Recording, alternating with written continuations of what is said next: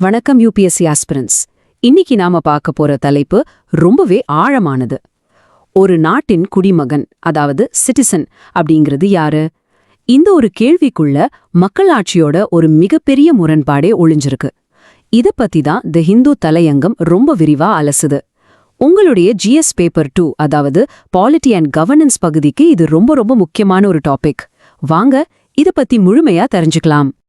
முதல்ல இந்த கேள்வியை பாருங்க. இதுதான் எல்லாத்துக்கும் ஆரம்ப புள்ளி. மக்கள் எல்லாரும் சேர்ந்துதான் ஒரு அரசாங்கத்தையே உருவாக்குறாங்க. ஆனா அந்த அரசாங்கம் தான் யார் இந்த நாட்டு மக்கள், யார் இந்த நாட்டு குடிமக்கள்னு முடிவு பண்ணுது. இது பார்க்க ஒரு முட்டை முதல்ல வந்ததா கோழி முதல்ல வந்ததாங்கிற மாதிரி ஒரு புதிர் இல்லையா? இந்த ஒரு முரண்பாடு தான் நாம இன்னைக்கு விவாதிக்க போற விஷயத்தோட மையப்புள்ளி. சரி, நாம இன்னைக்கு பார்க்க போற தலையங்கத்தோட தலைப்பு democracy's paradox, the chosen people of the state. அதாவது மக்களாட்சியின் முரண்பாடு, அரசால் தேர்ந்தெடுக்கப்பட்ட மக்கள்.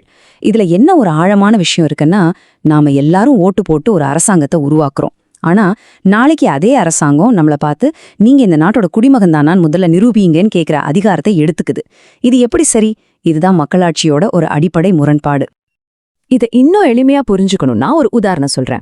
யோசிச்சு பாருங்க, ஒரு கிளாஸ்ல இருக்கிற ஸ்டூடெண்ட்ஸ் எல்லாரும் சேர்ந்து ஒருத்தரை கிளாஸ் லீடரா செலக்ட் பண்றாங்க. ஆனா லீடர் ஆனதும் அவன் இனிமே யார் யார் இந்த கிளாஸ்ல இருக்கலாம்னு நான் தான் முடிவு பண்ணுவேன்னு சொன்னா எப்படி இருக்கும்? கிட்டத்தட்ட அதே மாதிரிதான் இங்கேயும் நடக்குது. மக்களோட சக்தியிலிருந்து உருவான அரசாங்கம் மக்களோட அடையாளத்தையே கேள்வி கேட்க ஆரம்பிக்குது. இதுதான் அந்த தலையங்கம் சொல்ற a fundamental paradox of democracy. சரி, இந்த தத்துவ சிக்கல் வெறும் பேச்சோட நின்னுடல. இது நம்ம நாட்டு சட்டங்கள்லயும் பிரதிபலிக்குது. இந்தியாவுக்கு சுதந்திரம் கிடைச்சப்போ ரொம்ப பரந்த மனசோட உருவாக்கப்பட்ட நம்ம குடியுரிமை சட்டங்கள் காலப்போக்குல எப்படி ஒரு சிக்கலான பாதையா மாறிச்சு, அதோட பரிணாம வளர்ச்சிய இப்ப நாம பார்க்கலாம். இப்போ இந்த டைம்லைனை கொஞ்சம் கவனமா பாருங்க. நம்ம அரசியலமைப்பு சட்டத்தை எழுதும்போது நம்ம பார்வை ரொம்பவே விஷாலமானதா இருந்துச்சு. 1987க்கு முன்னாடி வரைக்கும் நீங்க இந்திய மண்ணுல பிறந்தா போதும், நீங்க ஒரு இந்தியர், அவ்வளோதான் விஷயம். அதுக்கு பேருதான் ஜஸ் சோலி, அதாவது மண்ணின் உரிமை. ஆனா 1987ல ஒரு முக்கியமான மாற்றம் வருது. பிறந்த குழந்தையோட பெற்றோர்ல ஒருத்தராது இந்தியரா இருக்கணும்னு சட்டம் மாறுது. இங்கதான் இரத்த உறவுக்கு முக்கியத்துவம் கொடுக்கற முதல் படி ஆரம்பிக்குது. அப்புறம் பாருங்க, 2004ல சட்டம் இன்னும் கடுமையாகுது. ஒரு பெற்றோர் இந்தியரா இருக்கணும், இன்னொரு பெற்றோர் சட்டவிரோத குடியேறி, அதாவது இல்லீகல் மைக்ரண்டா இருக்கக்கூடாதுன்னு ஒரு கண்டிஷன் வருது. இந்த இல்லீகல் மைக்ரண்ட்ங்கிற வார்த்தை ரொம்ப முக்கியம். கடைசியா 2019ல வந்த CAA குடியுரிமை வழங்குறதுல மதத்தையும் ஒரு காரணியா கொண்டு வந்ததால அது ஒரு பெரிய விவாதமாவே மாறிடுச்சு. இப்படி பரந்த மனப்பான்மையிலிருந்து ஆரம்பிச்சு நாம படிப்படியா கட்டுப்பாடுகள் நிறைந்த ஒரு பாதைக்கு வந்திருக்கோம். இப்ப நாம பார்த்த இந்த மாற்றத்தை இந்த 2 கோட்பாடுகள் மூலமா இன்னும் தெளிவா புரிஞ்சுக்கலாம். இந்த 2 ஆங்கில வார்த்தைகளும் பிரிலிம்ஸ்க்கு ரொம்ப ரொம்ப முக்கியம். நோட் பண்ணிக்கோங்க. முதல்ல ஜஸ்ட் சோலி, இது ரைட் ஆஃப் தி சாயில்னு சொல்லுவாங்க. ரொம்ப சிம்பிள். ஒருத்தர் எந்த நாட்டு மண்ணுல பிறக்கிறாரோ அந்த நாட்டின் குடிமகன். இதுதான் ஆரம்பத்துல இந்தியாவோட கொள்கையா இருந்துச்சு. ஆனா ஜஸ்ட் சாங்குவினஸ் அப்படிங்கிறது ரைட் ஆஃப் பிளட், அதாவது ரத்தத்தின் உரிமை. இது வம்சாவளியை அடிப்படையா கொண்டது. உங்களோட பெற்றோர் எந்த நாட்டை சேர்ந்தவங்களோ அந்த நாட்டின் குடியுரிமை உங்களுக்கு கிடைக்கும். இந்தியாவோட சட்ட திருத்தங்கள் மெதுவா ஜஸ்ட் சோலியிலிருந்து ஜஸ்ட் சாங்குவினஸை நோக்கி நகர்ந்ததை நம்மால தெளிவா பார்க்க முடியுது. இப்போ நாம ஒரு பெரிய நிர்வாக சிக்கலுக்குள்ள போறோம். ஒருத்தர் இந்திய குடிமகனா இல்லையான்னு யாரு இறுதியா முடிவு செய்யறது? இதுல 3 அமைப்புகளுக்கு நடுவுல ஒரு அதிகார போட்டி நடக்குது. தேர்தல் ஆணையம், அதாவது ECI என்ன சொல்லுதுன்னா, சுதந்திரமான தேர்தல் நடத்துறது ஏன் வேலை, வாக்காளர் பட்டியல்ல தகுதியான குடிமக்கள் மட்டும்தான் இருக்கணும், அதனால யார் குடிமகன்னு சரிபார்க்கிற அதிகாரம் எனக்கு இருக்குன்னு சொல்லுது. இத வச்சுதான் அவங்க SIR, அதாவது ஸ்பெஷல் இன்டென்சிவ் ரிவிஷன்ங்கிற ஒரு சரிபார்ப்பையே ஆரம்பிச்சாங்க. ஆனா உள்துறை அமைச்சகம் MHA என்ன சொல்லுதுன்னா, குடியுரிமை சட்டப்படி அந்த அதிகாரம் எங்களுக்கு மட்டும்தான் இருக்குன்னு சொல்றாங்க. இதுக்கு நடுவுல ஃபாரினர்ஸ் ட்ரிபியூனல்ஸ்னு சில அமைப்புகள் இருக்கு. இப்போ இந்த SIR முறைக்கு எதிரா உச்சநீதிமன்றத்துல வழக்கும் நடக்குது. இது கவர்னன்ஸ் தலைப்புல ஒரு மிக முக்கியமான இன்ஸ்டிடியூஷனல் கான்ஃப்ளிக்ட். இவ்ளோ நேரம் நாம பேசின சட்ட போராட்டங்கள், தத்துவ முரண்பாடுகள்லாம் நிஜ வாழ்க்கையில ஒரு தனி மனுஷனோட வாழ்க்கையை எப்படி தலைகீழா மாத்தணும் தெரிஞ்சுக்கணுமா? அதுக்கு நாம அசாம் மாநிலத்தை ஒரு நேரடி சான்றா பார்க்கணும். அங்க நடந்த NRC, அதாவது தேசிய குடிமக்கள் பதிவேடு, இந்த குடியுரிமை புதிரோட மனித விளைவுகளை நமக்கு அப்படியே கண்ணு முன்னாடி கொண்டு வந்து நிறுத்துது. இந்த எண்ணைய ஒரு நிமிஷம் பாருங்க. 19 லட்சம். இது வெறும் ஒரு நம்பர் கிடையாது.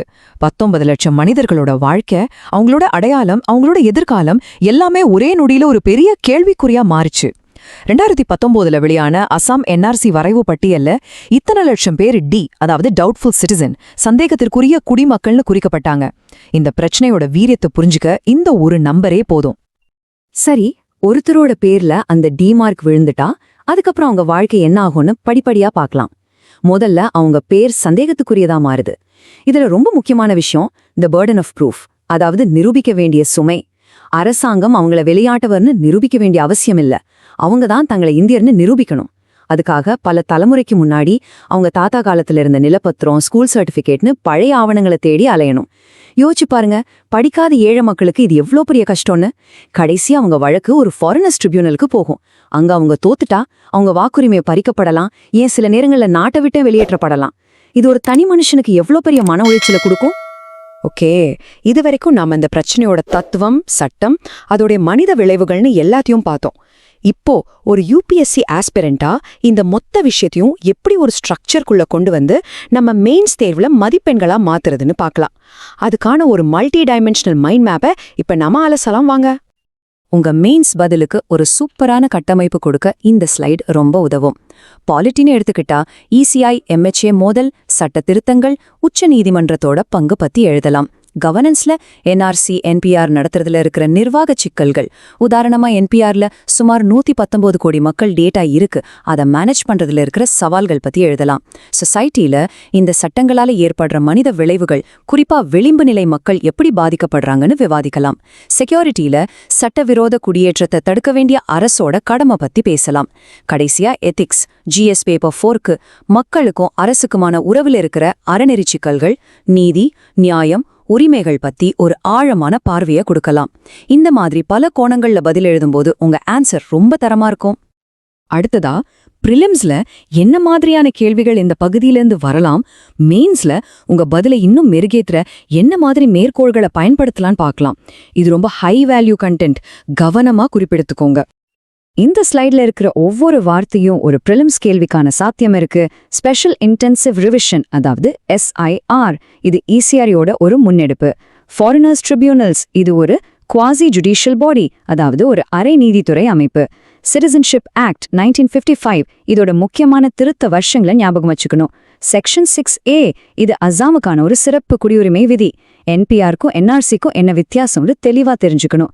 கடைசியா ஜஸ்ட் சோலிக்கும் ஜஸ்ட் சாங்வினஸ்க்கும் உள்ள அடிப்படை வேறுபாடு ரொம்ப ரொம்ப முக்கியம். இதெல்லாம் உங்க நோட்ஸ்ல கண்டிப்பா இருக்க வேண்டிய பாயிண்ட்ஸ்.